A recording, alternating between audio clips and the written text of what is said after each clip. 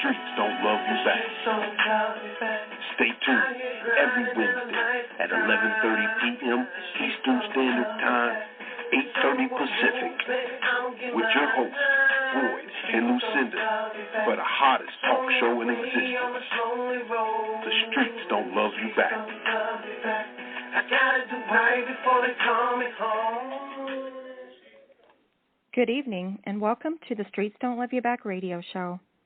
I'm your host, Lucinda, with my co-host, Boyd, and our topic is, as always, the streets don't love you back. Join us every Wednesday night with real people, real stories, and real changes, as we hear the truth about gangs, drugs, violence, abuse, and other life issues. We have a great show for you tonight, so stay tuned in to the hottest radio show worldwide. Hey, ladies and gentlemen. Once again, it's the Streets Don't Love You Back radio show worldwide with Rob and Lucinda. Today we got a great show. We got Mr. Kwame Kilpatrick, former mayor of Detroit, on the show today. How you doing, brother? You all right? Oh, brother, we just honored and blessed to have you on the show, man. And before we get going, I just want to say my homeboy, white boy Rick, told me to tell you hello, and he'll listen to the segment after it's over with. Right. He at the NASCAR race right now, you know? Well, you know, he got friends all over, man. That's, you know, white boy Rick is doing some good things since he's been out, and he's actually going right to the heart of a matter in terms of a huge civil lawsuit up here. But real quick story, when I was put in the state prison, you know, I was in state prison first. I did 18 months in the state prison. They put me straight in a maximum security prison, and they took me straight to solitary. I went straight to the hole. And the person who was working as the orderly in the hole was white boy Rick. And nobody would talk to me. Nobody would give me a pencil, a piece of paper, or nothing. The guards had told people to treat me horrible. But he wasn't on it. He actually came and he did a great service with me in that prison, and you know, helped me get a phone call, helped me get some paper and pen, and helped me get a legal pad as well. So I started writing my book right there in that spot. And so I always, you know, thank him for, you know, sharing that service with me. He had been in when I saw him more than 20 years in. And so, you know, he was a vet. Yes, indeed. It was an honor, man, because I remember when he had, me and him had talked, you know, and he had told me, he said, Rob, he said, send your intervention program to Kwame, man. I said, oh, yeah. I said, you think he'll shoot back? He said, he will, man. He said, just shoot the intervention program to him. Because me and Rick go all the way back when Rick was 13. Rick was hanging with us when he was young, you know. So we all grew up together, you know. And it was just amazing because I wrote you when you first went in. But I knew so much was going on, I never heard back. Man. But when I sent you the intervention program, you shot that letter back. Yeah. I don't even think I received it. They was at El Reno FCI when I first got to prison in that first few years. There's so much mail that I didn't get. You know, it was holding my mail. It was all kind of stuff with me, man. You know, that was my man. So, Dig, we're going to get straight to it. We're going to get straight to it. I want you to formally introduce yourself to the audience right now, and we're going to get it cracking. Okay, I'm Kwame Kilpatrick, born and raised in the city of Detroit, married, father of three, was a politician in the city, was the leader of the State House. I was the first African-American and the youngest person ever to have that position in the Michigan's history. Then I was elected mayor of Detroit, where I was elected 2 terms to that position. End up getting caught up in my own mess in terms of lying about an affair under oath, prosecuted criminally from the matters out of a civil trial. I now know that the feds and the state were working together to get me in prison so they could build a case on the federal side. And so the feds prosecuted me as well, indicted me and prosecuted me for public corruption. I was sentenced to 28 years in prison. I did 18 months in the state and just 39 days short of 8 in the federal system, and I was given an executive commutation by Donald Trump, who him and his administration saw the reckless and selective and malicious prosecution that took place against me. And, I just thank God for him being in that position at that time and God turning his heart towards me to get me out of there. And so, that's me in a nutshell. Oh, right now I'm a minister. I'm preaching the word of God. Excuse me. I've been ordained as a minister. I start seminary on Monday here in Atlanta. And I'm preaching the word of God around the country because I just don't believe that there's any issue, including criminal justice, that we cannot focus on the authentic manhood of Jesus to find our answers to some of the problems that we're dealing with. And so that's what I'm doing now. That's what I did for 6.5 or 8 years. I was in federal prison and moving this mission forward to set the captives free and proclaim liberty to the captives. We have a mess of a situation in America. The worst system on planet Earth, the most egregious, horrible, tenaciously and profoundly wicked system on Earth, and something has to change. We need a revolution, and I raise my hand. Here I am. Send me. My man, I appreciate that, brother. And I want to get right to this question to you, Mr. Kilpatrick. How was it when the judge said 28 calendars, man? How did that bottle in your mind when he shot that to you?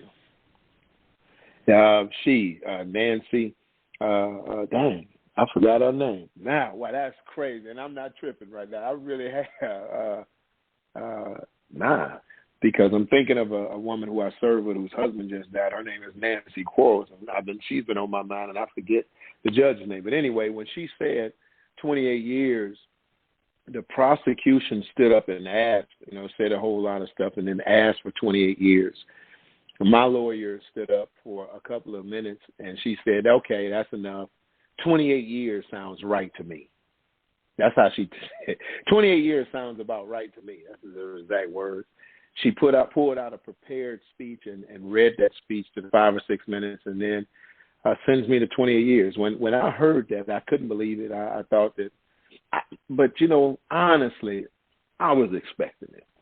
I was expecting Rob, the show to continue. I really was. I thought that it was going to be something. I actually turned around to my family and said, she's going to sentence me to close to 30 years. The night before, the talking heads on the television were prognosticating about what I would receive in terms of a sentence. Most of them said 10 years. 8 years, 7 years. Nobody said over 10 years. The prosecutors came on that night late and said, we're going to ask for 28 years. I told everybody in the unit at Milan, Michigan at that time, that's what I'm going to get. They're going to sentence me to 28 years. Wow. Nobody believed, big homie, they ain't going to do that to you. No, that's what I'm getting right there. And, and that's exactly what happened in the courtroom. That's coming. I knew that the prosecutors and the judges were on the same side. The entire process. I had to see this for myself. I'm a lawyer.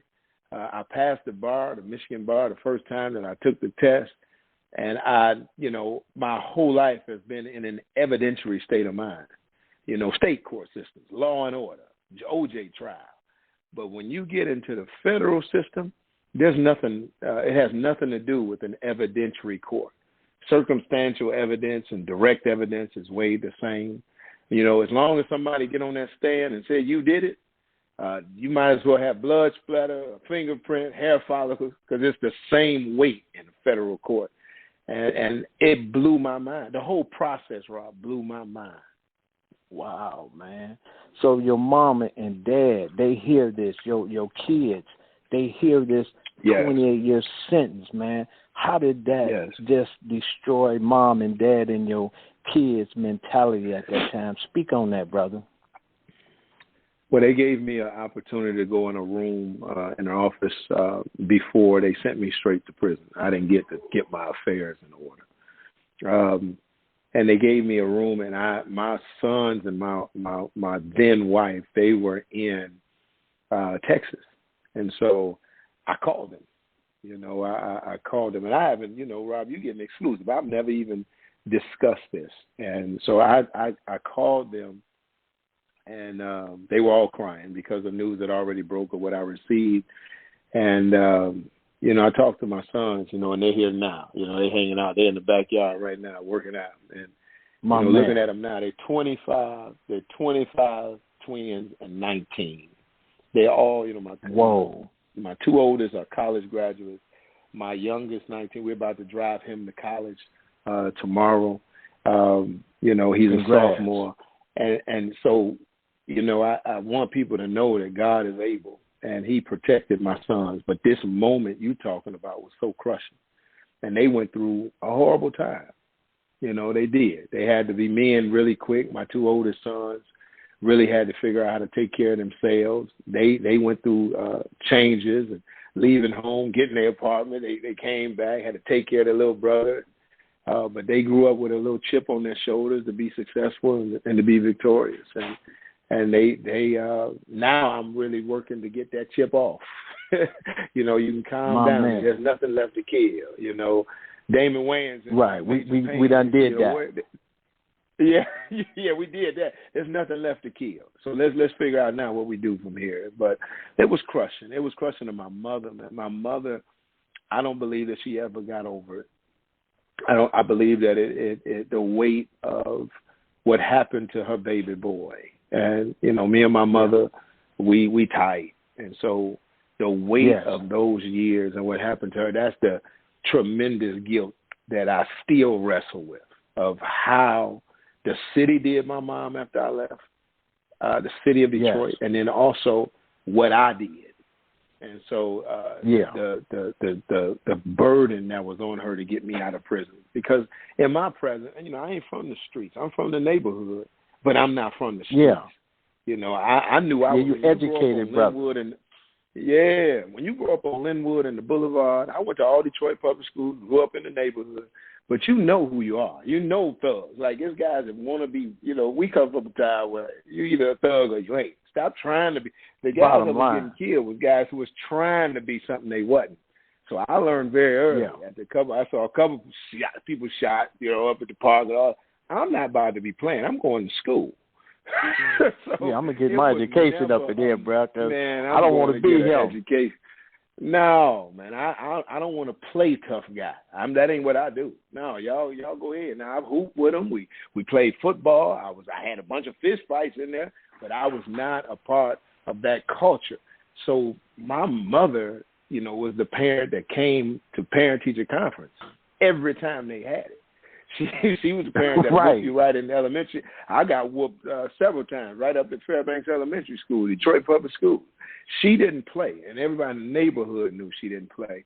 But she also loved us in an incredible way. And so for that, it broke her in a way that I'd never seen her broke. She's a strong woman who raised her kids right in the middle of the neighborhood. And so you know how strong she had to be. But to see her in that state, it was crushing for me. And she was never the same. She's still not right now. She's never been the same since that day. And then my father, of course, they indicted him. Just so your audience knows and you know, they indicted my father with the same crimes that they indicted me. We had a nearly 6-month trial. They talked about him 2 days. He never came up. The papers was writing articles about why is Bernard Kilpatrick in the courtroom. He got found not guilty of all the stuff related to me, and he got found guilty of one charge, which was filing a false tax return because he took money out of his 401k and didn't pay the taxes back. Oh, my goodness. It's something, a $9,000 thing. The judge said in the Senate, his guidelines was like 0 to 15 months. She gave him 15 months in prison and said because you're his dad. It's the worst indictment I've ever seen of the kind of bias and race issues and personal issues that we see in the federal courts. And they know he was not involved in anything, but it was more of the prosecutors in the beginning of my case said, if you take 25 years, we'll let your dad out of here. Wow.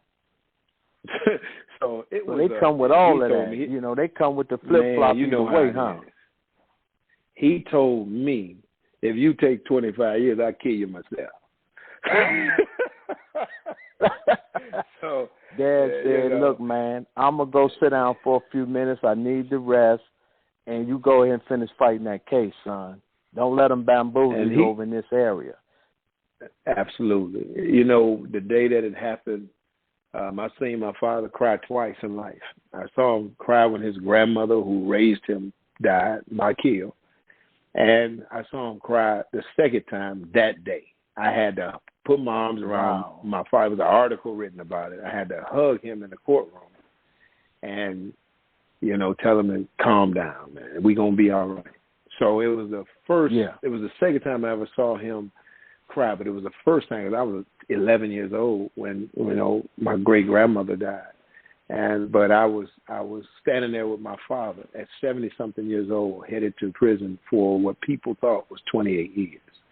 And so it was a crushing day for my son, for my ex-wife, for my mother, for my father, for my entire family. We have a very tight family, and I could tell you, we still picking up the pieces, emotional from pieces, back then, soulful pieces, spiritual pieces from what happened in 2013 in March.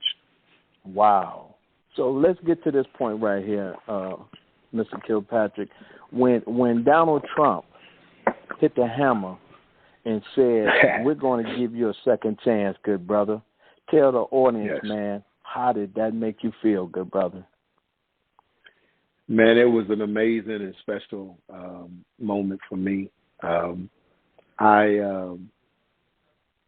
was sitting in a solitary confinement cell. I was in isolation, and you know, we will need the story on that. But I was sitting in isolation, and it was the night of January 19th. I had heard about the disturbance and whatever, the insurrection, whatever, the rebellion that happened at the Capitol, but I didn't see the pictures till I got out of prison. So people were telling me what was going on.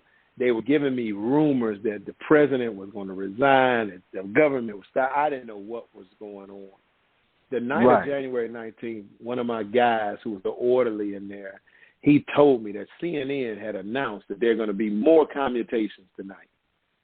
And I just received in my belly that I'm getting one of them. I told him I'm getting one of them. My man. You know, I'm claiming that, bro. I'm claiming that. I'm getting out of here. We know that my sister, Ayana, had done an amazing job getting the message out, talking to everybody that she could talk to, sending information, answering questions. She kind of spearheaded an effort to free me from prison, and I couldn't help her. You know, by the grace of God, I was in an isolated position, so I couldn't write letters. You know, we spent so much time over the 7.5 years I was writing letters. Them last 7-8 months there, I couldn't do anything, and so she was doing a whole lot. Yeah, they cut me off. I couldn't do anything. We were in the midst of COVID, and people were in isolation, and things were happening, and they wouldn't let people out of isolation go back to the units. It got real administratively messed up. So a lot of us just had to stay where we were. But I'll tell you, it was the most personal experience that I've ever had with the Spirit of God. And you know, He raised me up to a new level in there. For 6.5 years, I've gave my life to Him and told everybody I'm following Him, and was teaching Bible studies and learning the Word and preaching the Word. But that last 200 days I was in there, it changed a whole lot in me. But it also showed me that God could be God without my help, because He turned the president's heart without me making a phone call. And this is fun. I got to talk to him. Man, put me down. Hey, I'm telling him, I'm sending email. get to Mr. Cush. You're doing it all. I'm trying to direct the whole thing, and he had to say, okay, let me show you who I am. And I got in there, and he empowered my sister to have a voice that she could talk to people in the White House. So it's also for her, too, to see how powerful she can be. Because she's quiet, always has been quiet, kind of handle her own stuff. Yeah, laid back. This one, she took the lead, laid back. Jan is a very laid back, been that way since birth. And so that night, I'm in there, and when they locked down the orderlies at 9:30, my man Fred Bradley, he came, he said, man, they ain't said nothing yet about nobody. It's been speculation, but they ain't mentioned your name. I said, okay, don't worry about it. You're going to hear about it. At 12 o'clock, they do a count. No question. 12 o'clock count. They do the 12 o'clock count in the feds. The officer come around. I hit the door, and I would say his name. I don't want to get him in trouble. I said, hey, CO, man, listen. I just received a commutation from the president. He said, who told you that, Kilpatrick? I said, man, I'm serious. I know. I just heard. Now, I'm in a cell. You ain't heard that. I just heard. I got it. Just check the computer. If you check the computer, it's on there. And so he goes and he looks at the computer, and he comes back and he shows me the evidence. He shows me the 2 papers from Detroit. I've already made the announcement that I received the commutation. He's geek. He's more geek. Wow. He's like, man, I can't believe this, man. You got to get out of here. He's hollering through the door. He's more geek than you. Crazy. I said, man, because for me it was relief. It was finally, this is gonna happen. I got on my knees, prayed, and went right to sleep. I mean, and I just knew at that point that I was free. That the warden hit the door at 5:30 in the morning. Said, it's real, Kilpatrick. You're getting out of here. I'm getting you out of here quick and quiet. I was in my sister's living room eating catfish and crab legs and all kind of stuff. At 4 o'clock that afternoon, I was home. My man. And so you get home, man, and mom and dad see you. How did that make them feel, my brother, when you walk straight in and they know their baby home? My mother knew I had a commutation, but they didn't tell her that I was getting out that day. They was letting her know it's going to be, it takes a couple of weeks, Mom, for things to happen. They was all telling her that. So I walked in. She was just sitting there watching TV. So when they came to get me to the airport, most of my aunts and all of them were in town. They said they was just coming because they heard the news. They came in town, but my sister called and said, "He getting up out of here, but don't tell my mother." Yeah. So when I came in, she just sitting there with the family, eating, watching TV. So I come behind her. My sons and my sister came to get me from the airport, and I come up behind her and just come up on the side of her. I say, "Hey, pretty lady." She looked at me like she ain't never seen me before. And, it took her 2-3 seconds, Yeah. I'm sorry. My baby here. 1,000, 2, 1,000, 3, 1,000, looking at me. She didn't know who I was. And she just went to crying and hugging me, and that was a wonderful experience. And so my dad was there, too, and same thing, and my sons and my nephews, my sister, my aunt, my cousins. So it was an amazing experience with the family, and from that point on, we just walked in the grace that we've been given. My man, I appreciate that, brother. And we're gonna get to this point right here, Kilpatrick. Tell the people a little bit about what's your focus on this prison reform that you're working on right now. I'm launching a ministry. Actually, we launched it in the middle of September. It's called Movemental Ministries. And one of our primary focus is to preach and teach the Word of God, to evangelize, to minister to the least of these, to hurting people all over the world and this country, of course. But the primary focus outside of just relationship with Jesus is also to engage this criminal justice transformation, not reform. You can't reform something that's so retarded. You got to transform it. And I think now I've become a criminal justice expert, partly because I was a public sector CEO who hired police chiefs, who hired deputy chiefs, who had to go to a woman's home when her baby was shot by a police officer, or had to go to a police officer's home when one of our citizens shot a police officer.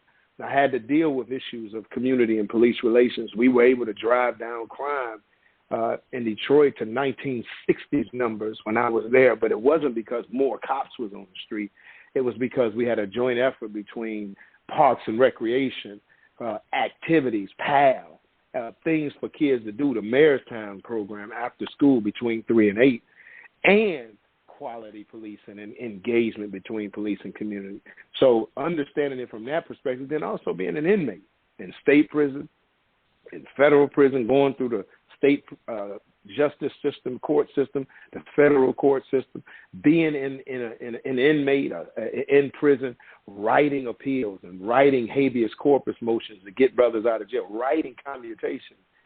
By the grace of God, I've been very successful in getting men out of prison, helping people get out of there, understanding all of the different laws in 922, 924, 2K1 stuff, understanding it more and more, understanding the drug tables, understanding how the new crack law works, understanding the discretion of the judge and what he looks for.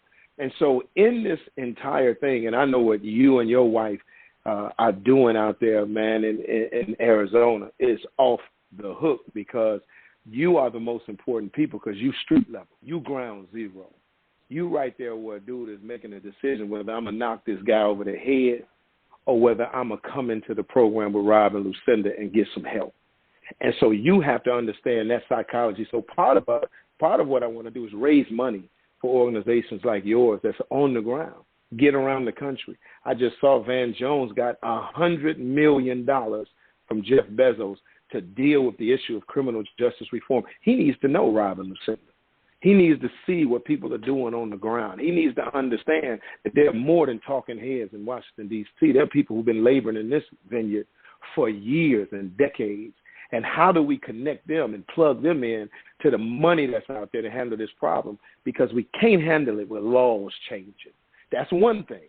But there has to be work on many different fronts. And lastly, dealing with the issue that we don't like as black people, which is black people loving black people.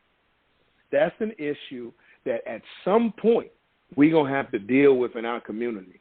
The violence in our community is not spurred or even exacerbated by police officers. Yeah, I'll say it. Yeah, I'm going to say it. We have an issue there, absolutely. But our biggest issue is us killing us. Unless somebody has the street credibility to talk about it, and then also the ability to go and speak truth to power and talk about this issue, we're not going to see change in the hearts of our own people. And what I saw coming in prison are people getting RICO convictions for being GDs and vice lords and Crips and Bloods, or being in the Mexican mafia or Norteños or whatever it was. I did not see the RICOs coming from the Italians. And the Jewish gangs and the different gangs that the RICO Act was made for. And young people have to know that they got a trap for you. You know, Meek Mill said they got 10 yards for you, and that's your first down. They got 20, 30, 40 yards for you. And the list goes on. And the list goes on. So I want to be a part of that movement that speaks that truth, not just to the power in Washington and in Lansing or in state capitals, but also to our own hood. We killing ourselves. And it's a problem that we must face as black men out here. That this don't need to be no conversation outside of. We need to have a direct conversation with our own people and talk about that. Real talk, man. Yeah, and I'm glad you brought that up, Kilpatrick, because, you know, me and my wife, and I got to say it to piggyback off what you said, me and my wife been doing this prison reform for 12 years. Our intervention program is in 165 prisons around this country now, federal and state, and we do this with our own money. We ain't never received a grant from nobody on this planet. We do this with our own bread. So I really appreciate what you just said about people need to know about Rob and Lucinda. See, one thing about where you come from and I come from, when you can back your own play and people see you can back your own play, now the right people hear about you, they willing to give you a play because you done backed your own play for so many years. And we back this play with our own money. Amen. And I don't think too many people can do that for 12 straight years. That's right. That's right. That means you've had some incredible all they got to do is do the math. That's right. Yeah, that's right. When you sent me that program, and I saw what you all were doing out there, and just the labor of love that is. You know, nobody wakes up in the morning and say, "I'm gonna just help people in the community who are broken, and we're gonna try to get them fixed." Who wakes up in the morning and does that and uses their own money and convinces their husband and wife team that we both gonna be on this field until we die. Who does that? The people out there like you and your wife that are doing those type of things, we need to know who you are. You need to be getting support from organizations. There are a lot of organizations out there, man, as a former mayor. I never saw them. I saw the dinners, I saw the fundraisers, but I didn't see them connecting to the people in the neighborhoods. And some kind of way, what Dr. King and SNCC and even SCLC had, where they had tentacles right there on the ground in Birmingham and Selma and in Atlanta and in North Carolina, they were connected to the neighborhood. We don't see that kind of connection. They would have known, Dr. King would have known Rob and Lucinda if he came to Phoenix, because he couldn't move around and hang out at the Ritz in the Four Seasons. He would have had to come. He would have had to come to the neighborhood, because that's the people who had love for him, and that's the kind of turning back we have to do. COVID is an incredible opportunity for us to see that this country really ain't in as far advanced as we thought it was. This is a time for us, for people-to-people connection to return, because it's all we got, even in our public health. That's real talk. And so that's just, I just appreciate what you're doing, and man, I look forward to meeting you and really understanding what you do and figuring out how I can help you do what you do better. Man, I really appreciate that, man, and congrats once again to your new queen, and send our love to her and the whole family. And once again, it was an honor, man, to have you right here at the show. Any last shout-outs, any last thing you would like to say to anybody? No, I'm looking forward to one day coming out there and kicking it in Arizona. I have not done that. I've been out there a couple of times, but I just went to a hotel, did a little speech, and got out of there. So I'm looking forward to coming out there to the left, to the left coast, my man, to the west side of the country. I'm hearing about the tremendous growth, but I'm also hearing about the tremendous opportunities to lift people up in the community. And I just want to get out there and see what you all are doing.